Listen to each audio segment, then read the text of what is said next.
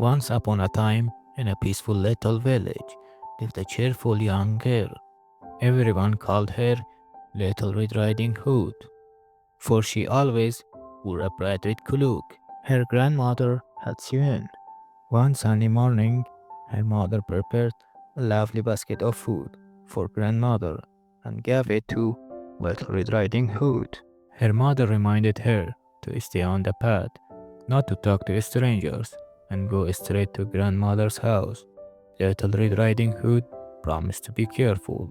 With the basket in hand and her mother's words in her heart, Little Red Riding Hood set off into the forest, full of light, color, and mystery.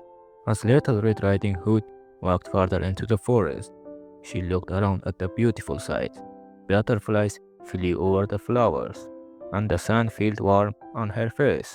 Little Red Riding Hood walked along the path. The trees moved apart, and the wolf stepped out in front of her. His eyes sparkled with curiosity, and he stood tall, blocking her way. Wolf said, "Where are you going, little one?"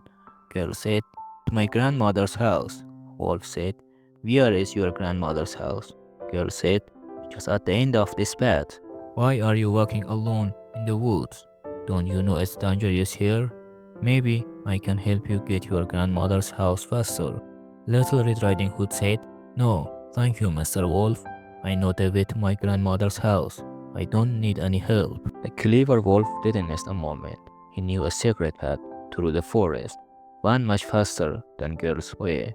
He raced to reach grandmother's house first. The sly wolf, pretending to be kind, quietly approached grandma's house in the woods. He seemed harmless, but danger was close. The wolf reached the grandmother's door.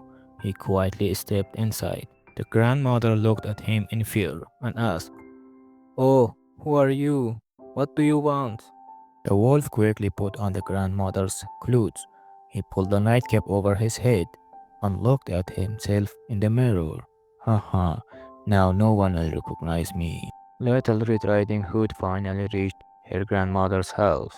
She knocked on the door, unaware of what awaited her inside.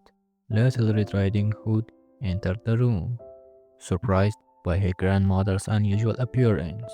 She stepped closer. "Grandmother, what big eyes you have. Better to see you with, my dear." And suddenly, the wolf jumped up, his yellow eyes gleaming. Wolf said, "Now I'm going to eat you." Little Red Riding Hood said, "Help! Someone! Please help me!" Just then, someone rushed to the door. It opened quickly. The hunter came in, looking around the room. Hunter said, "What's happening here? Leave the girl alone." Little Red Riding Hood said, "Help! The wolf wants to eat me." Wolf said, "Oh no." The hunter didn't miss a moment. He grabbed the wolf before it could escape. Hunter said, "Got you. You won't hurt anyone again."